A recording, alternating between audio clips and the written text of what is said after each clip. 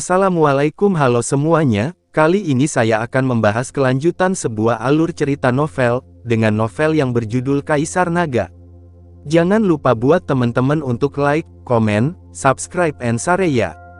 Yuk, tanpa basa-basi lagi, kita lanjut ke pembahasannya. Di episode sebelumnya, beberapa lelaki tua di lapisan awan dengan hati-hati mengamati persaingan di platform pertempuran. Pisaunya berputar, ini Gufeng 30 pisau, Wu Yuan ini seharusnya dari kota Gufeng, tidak ada masalah, kata seorang lelaki tua. Sayangnya, basis kultivasi saya terlalu lemah, dan bakat saya biasa-biasa saja. Pria tua lainnya menghela nafas. Tidak mungkin, sebagian besar yang berbakat direkrut oleh 5 sekte besar, mari kita lihat. Desahan lain terdengar. Segera, 50 atau 60 pukulan berlalu dalam pertempuran di arena. Ayo kita akhiri. Duken berteriak ringan, dan meninju Wu Yuan keluar dari ring pertempuran. Lanjutkan, babak kedua, Zhu Wei, penatua Parubaya mulai mengumumkan lagi. Ujian satu demi satu sedang berlangsung. Namun, kekuatan siswa baru bervariasi dari yang baik hingga yang buruk. Beberapa dari mereka bahkan berada di level prajurit, dan tidak mungkin bagi mereka untuk bertahan dari 100 gerakan di tangan siswa lama. Tentu saja ada pengecualian, ada seseorang yang telah mencapai tingkat ketiga dari seorang seniman bela diri yang hebat dan langsung mengalahkan seorang siswa veteran yang menarik perhatian. Segera, giliran Ming Feng. Namun, kultivasi Ming Feng hanya pada seni bela diri tingkat 6, untuk usianya sudah sangat bagus, tetapi tidak mungkin dia menjadi lawan dari seorang siswa veteran. Lawan sengaja melepaskan lebih dari 50 jurus, lalu mengalahkan Ming Feng dengan santai. Selanjutnya, Tianyun, penatua Parubaya mengumumkan. Ekspresi Lu Ming berubah, dan dia melangkah ke panggung pertempuran. Chen Xiong, datang dan ikuti tes. Teriak tetua Parubaya. Chen Xiong, tentu saja. Mata Lu Ming bergerak, memperlihatkan cibiran. Ini benar-benar Chen Xiong, tidak mungkin kebetulan, dia pasti telah melakukan kesalahan, atau tetua ini disuap, bisik Mingzu. Bukankah ini terlalu penuh kebencian? Mengapa kita tidak meminta saudara Tianyun untuk menyerah dalam ujian? Kata Ming Feng. Tidak, jika kamu menyerah dalam ujian, kamu tidak akan bisa tinggal di General Star Hall, kata Mingzu. Lalu apa yang harus kita lakukan? Saudari, apakah Chen Xiong benar-benar sekuat itu? Menurut saudara Tianyun, dia juga berada di tingkat keempat dari seorang seniman bela diri yang hebat, kata Ming Feng dengan cemas. Mingzu menghela nafas, tentu saja Chen Xiong kuat. Master seni bela diri 5 tingkat biasa semuanya dibunuh olehnya dengan satu pedang. Dikatakan bahwa tidak kurang dari 3 master seni bela diri 5 tingkat yang meninggal di tangannya, apa yang harus saya lakukan? Ming Feng menjadi semakin cemas. Aku tidak bisa menahannya, aku hanya bisa mengandalkan keberuntungan Tianyun sendiri. Mingzu menghela nafas. Hahaha. Di sisi lain, Chen Xiong tertawa, melangkah ke atas panggung, dan berdiri di depan Lu Ming. Di bawah arena pertempuran, Hua Jie mencibir dan berkata, "Nak, namamu Tian Yun kan? Kamu telah hidup selama 3 hari lagi, jadi terimalah takdirmu sekarang," Hua Jie dan berkata dengan keras. Suara itu menyebar jauh. Hua Jie hampir memuntahkan seteguk darah. Lu Ming benar-benar menjijikkan, ini semua tentang apakah pot tidak bisa dibuka atau diangkat, dan misinya adalah menyodok bagian sakit Hua Jie. Wajah Hua Jie memerah, dia menatap Lu Ming dengan sebuah misi, dan meraung dengan marah, "Bajingan kecil, teriak saja, ini adalah kesempatan terakhirmu, biarkan kamu bersenang-senang, lagi pula, kamu akan mati, hehe." Lu Ming balas mencibir, tidak repot-repot berbicara tentang Hua Jie sebagai anjing gila. Kong, pada saat ini, Chen Xiong mencabut pedang panjangnya dari sarungnya, dan energi pedang berwarna merah darah naik ke langit. Tianyun, aku pernah menggunakan pedang ini untuk membunuh master tingkat kelima dari seorang seniman bela diri yang hebat. Merupakan kehormatan bagimu bahwa kamu bisa mati di bawah pedangku. Chen Xiong berkata dengan lantang, wajahnya penuh kepuasan. Memenggal kepala seorang seniman bela diri yang hebat dengan satu pedang, kamu memiliki keberanian untuk memamerkannya dan membicarakannya. Tidakkah menurutmu itu memalukan? Lu Ming meringkuk bibirnya dan berkata dengan ringan. Begitu ucapan ini keluar, kerumunan di sekitarnya terhuyung-huyung dan hampir jatuh. Mereka memandang Lu Ming tanpa berkata-kata.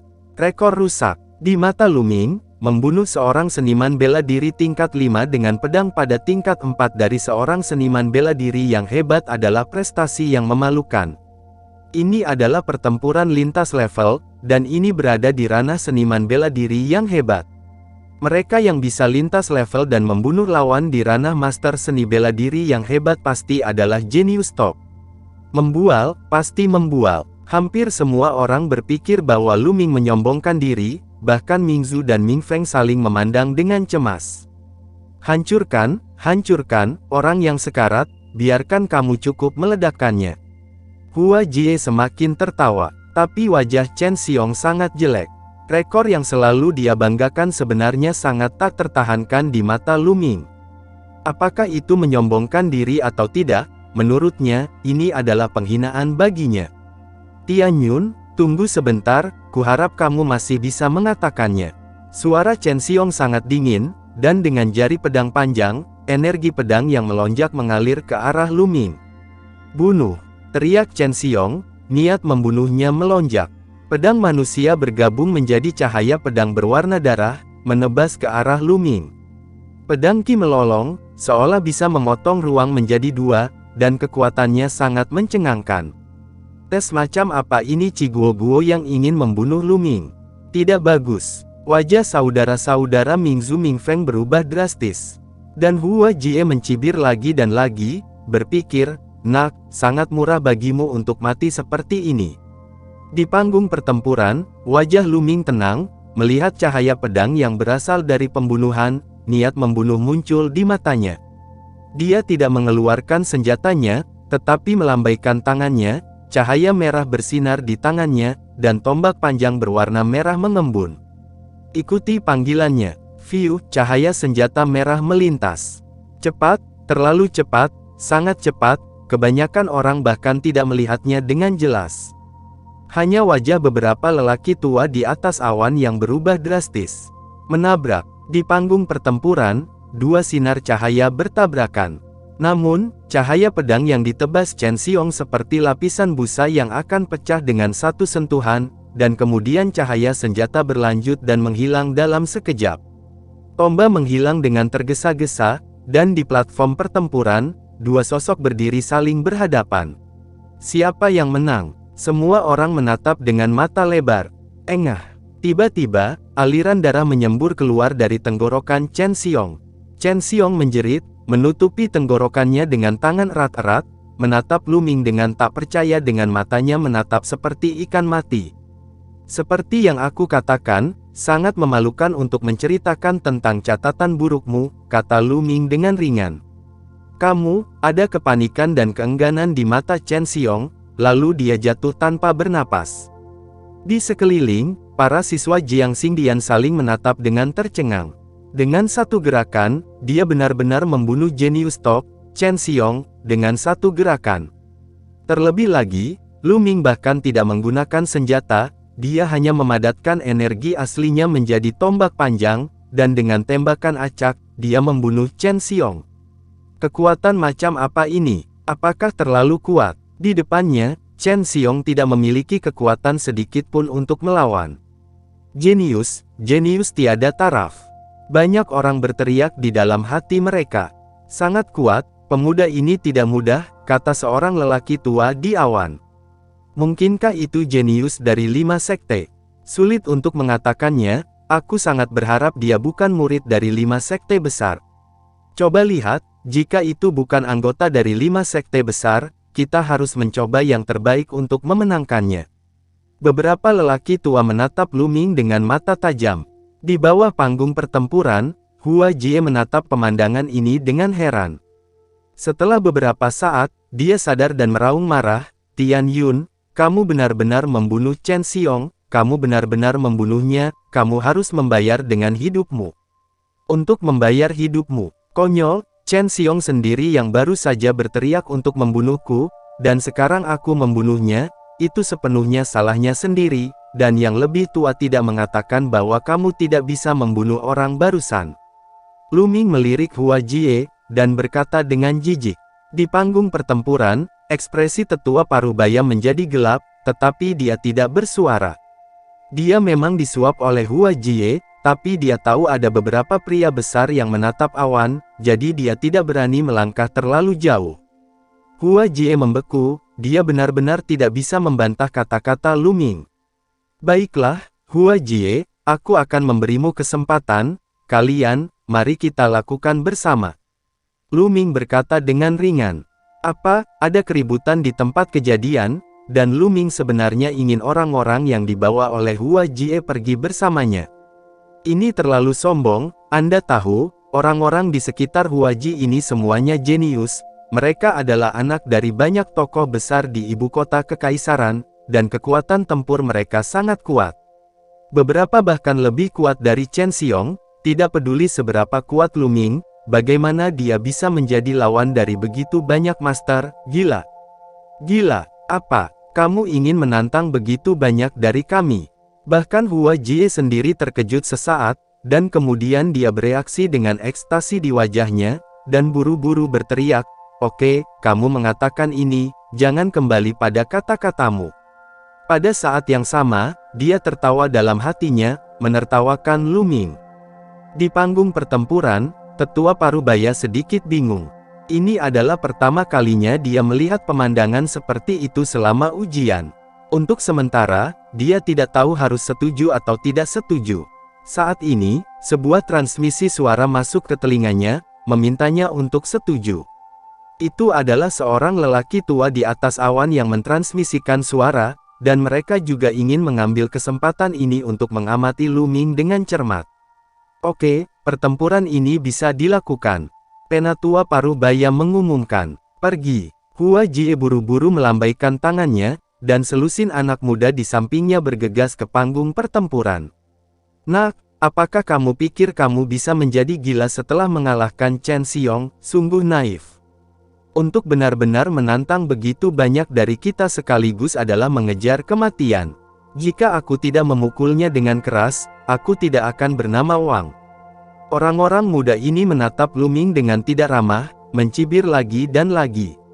Lu Ming sebenarnya menantang begitu banyak dari mereka sekaligus, jelas memandang rendah mereka dan menghina mereka, mereka ingin membuat Lu Ming menyesalinya. "Berhenti bicara omong kosong, jika kamu ingin bergerak, lakukan dengan cepat, jika kamu tidak bergerak, keluar." Lu Ming memarahi, "Sialan, kamu ingin mati.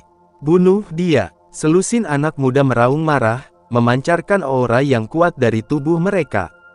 Ledakan, ledakan, boom, cahaya berdarah menyala, dan darah lebih dari selusin anak muda meledak bersama, dan serangan mengerikan itu mengalir ke arah Lu Ming seperti gelombang tanpa akhir. Semua jenis kecemerlangan langsung membuat Lu Ming kewalahan. Semua orang menatap dengan mata terbelalak, Lu Ming sangat sombong. Mereka ingin melihat bagaimana Lu Ming bertarung melawan selusin jenius muda. Saat ini, Lu Ming bergerak. Ini sangat sederhana, seperti sebelumnya, bahkan tanpa menggunakan senjata, telapak tangan bersinar, dan tombak panjang keluar. Desir, tombak menyapu dengan sangat langsung dan keras, dan bulan purnama muncul di platform pertempuran. Menabrak, menabrak, raungan terdengar, dan serangan dari lebih dari selusin pemuda runtuh dalam sekejap, dan cahaya senjata yang menakutkan meraung, menyapu segala arah. Apa?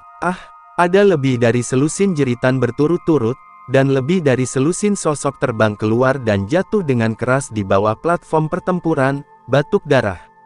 Membeku, udara sepertinya membeku saat ini. Semua orang menatap kosong pada adegan ini. Satu gerakan, masih hanya satu gerakan, selusin jenius muda yang dibawa oleh Hua Jie semuanya dikalahkan. Itu mudah, seolah mengejar selusin lalat. Buang-buang waktu. Pada saat ini, Lu Ming cemberut. Semua orang terdiam. Tubuh Hua Jie bergetar, wajahnya pucat, bibirnya bergetar, dia menunjuk ke arah Lu Ming dan berkata, kamu, dia tidak bisa mengucapkan sepatah kata pun untuk waktu yang lama. Kuat, terlalu kuat, kakak Tianyun terlalu kuat. Ming Feng terus bergumam, wajahnya penuh kegembiraan.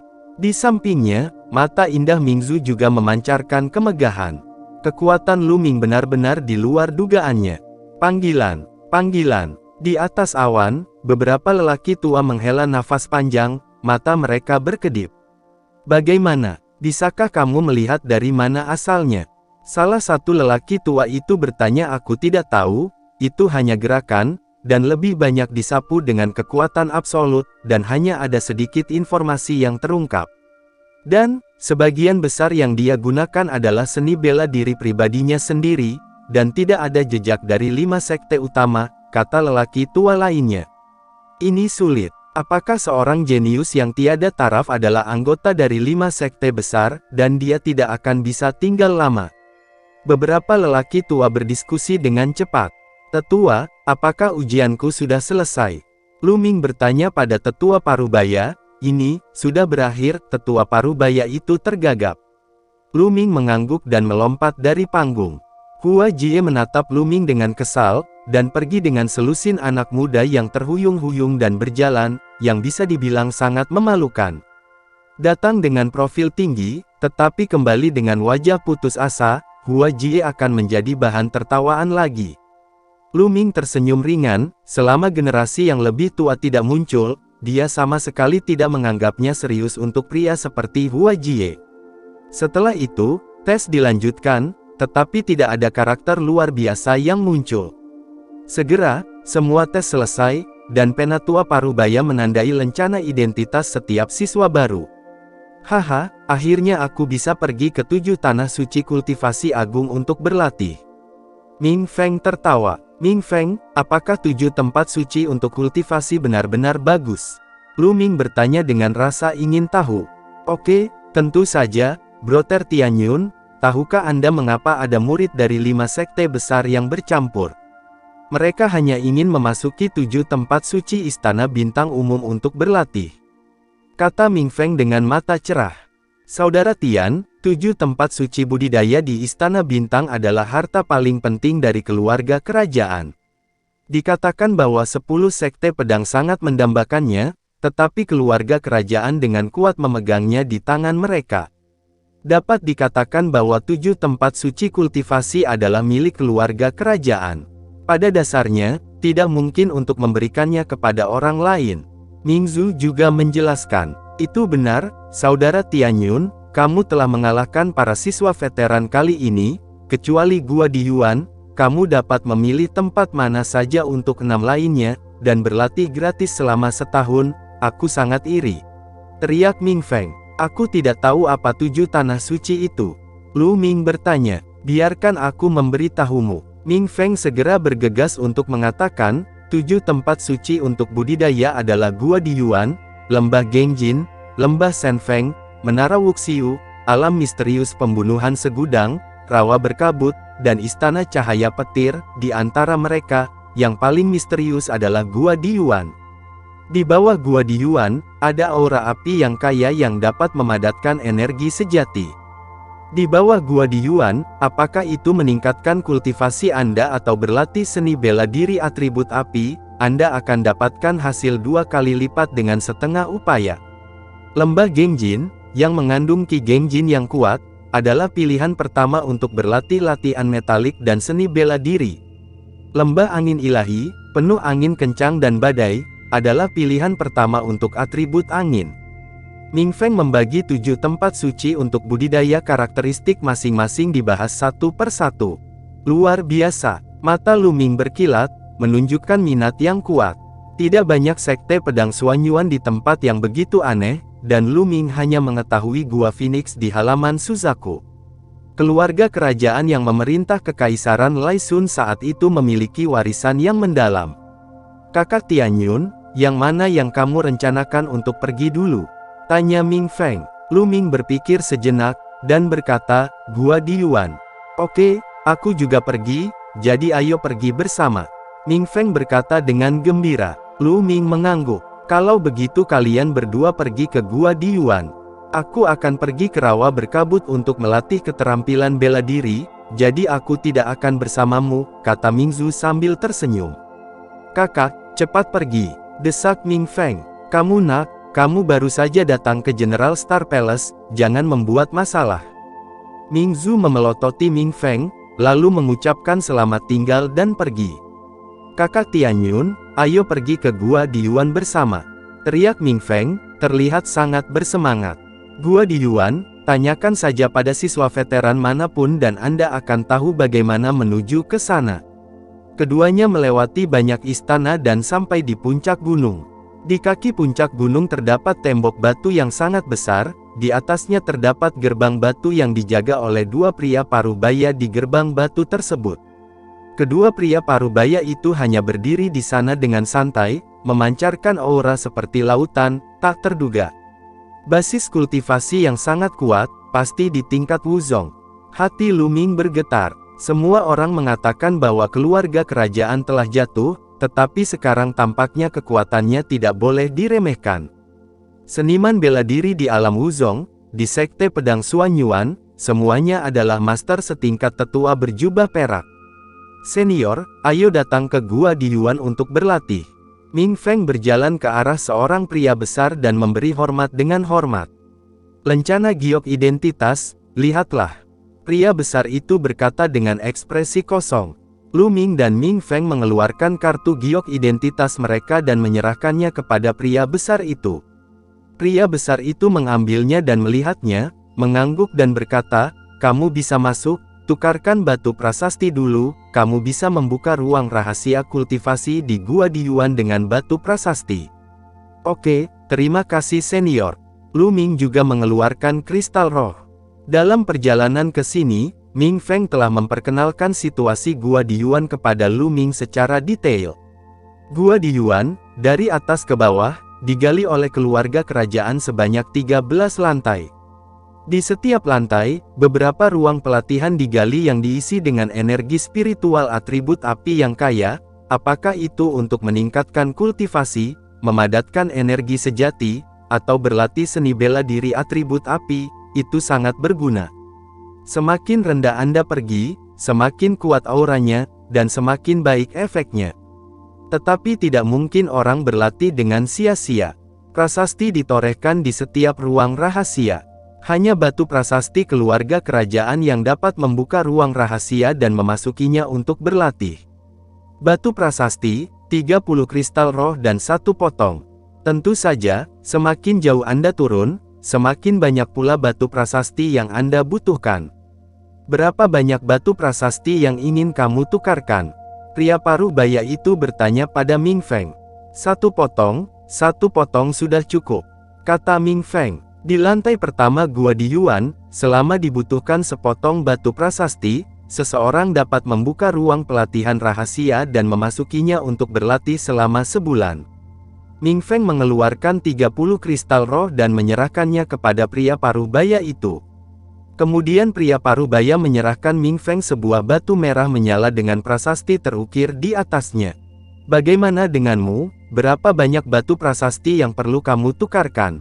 Pria paruh baya itu bertanya. "Ayo tukarkan 100 yuan dulu," kata Lu Ming dengan santai. "Ah, apa, 100 yuan?" Kedua pria paruh baya itu terkejut. Ming Feng juga melebarkan matanya. Untuk 100 batu prasasti, dibutuhkan 3000 kristal roh, yang setara dengan 30 juta tael perak. Pada usia yang begitu muda, Lu Ming memiliki begitu banyak kristal roh di tubuhnya. Lu Ming tersenyum, jari-jarinya bersinar, dan sebuah kotak batu giok muncul, dengan deretan kristal spiritual yang tersusun rapi di dalamnya. Lu Ming mengeluarkan 3000 kristal roh dan menyerahkannya kepada pria paruh baya itu. Pria paruh baya itu mengambilnya, lalu mengeluarkan 100 batu prasasti dan menyerahkannya kepada Lu Ming. "Masuk dan berlatih keras." Kedua pria paruh baya itu akhirnya tersenyum. Pintu batu terbuka, dan Lu Ming dan Ming Feng masuk. Begitu Anda masuk, Anda bisa merasakan aura atribut api yang kuat mengalir ke arah wajah Anda. Setelah berjalan maju sekitar 100 meter, sebuah gua bawah tanah yang besar muncul. Sekelilingnya, perbaikannya rata dan rapi, dan sekilas terlihat jelas buatan manusia. Di sekitar gua terdapat ruang rahasia untuk bercocok tanam. Pintu ruang rahasia semuanya tertutup, tetapi ada cahaya redup yang menyinari beberapa pintu, yang berarti seseorang sedang berlatih di dalam. Dan jika tidak ada lampu di pintu, berarti tidak ada orang yang berlatih di dalam. Di tengahnya ada lubang. Saat Anda masuk, Anda bisa melihat pintu masuk gua turun, dan ada tangga batu spiral ke bawah. Ini adalah lantai pertama, dan lebih jauh ke bawah, ini adalah lantai 2. Kakak Tianyun, lantai mana yang kamu rencanakan untuk pergi berlatih? Aku akan berlatih di sini, kata Ming Feng, dengan samar menunjukkan rasa iri. Aura langit dan bumi tidak terlalu kuat di sini, ayo turun. Kata Lu Ming, turun. Tapi batu prasasti saya, bukankah saya memilikinya di sini? Saya belum berterima kasih kepada Anda karena telah memberi tahu saya begitu banyak. Ayo turun bersama, saya mengundang Anda. Lu Ming tersenyum. Ajak aku, benarkah? Kalau begitu aku tidak sopan. Ming Feng sangat gembira, dan dia sama sekali tidak sopan. Watak muda Ming Feng adalah temperamen sejati, tidak begitu mencolok. Pimpin dan menuju ke lantai 2. Ruang di lantai 2 tidak lebih kecil dari lantai 1. Tata letaknya hampir sama dengan lantai pertama, hanya saja aura langit dan bumi lebih kuat. Lu Ming hampir dapat merasakan bahwa aura langit dan bumi yang berapi-api terus-menerus menyelimuti tubuhnya, seolah-olah dia akan mengebor dalam. Gua di Yuan benar-benar pantas mendapatkan reputasinya. Ini di luar ruang rahasia. Jika Anda berlatih di ruang rahasia, basis kultivasi Anda akan meningkat 10 kali lebih cepat daripada di luar. Selain itu, berlatih seni bela diri atribut api pasti akan memiliki efek yang sangat penting, bahkan pemahaman tentang kekuatan api, efeknya juga sangat kuat. Hari ini, saya datang ke kanan. Dan ini lantai 2, ada aura atribut api yang kuat, konon ada 13 lantai di Gua di Yuan, saya tidak tahu bagaimana jadinya jika itu turun sampai ke bawah. Lu Ming berpikir pada dirinya sendiri. Kakak Tianyun, di lantai ini, untuk membuka ruang rahasia dan berlatih selama sebulan, kamu membutuhkan 3 batu prasasti. Kata Ming Feng, terus turun. Lu Ming tersenyum dan berjalan menuju lantai 3. Ming Feng buru-buru mengikuti. Di lantai 3, aura langit dan bumi menjadi lebih pekat.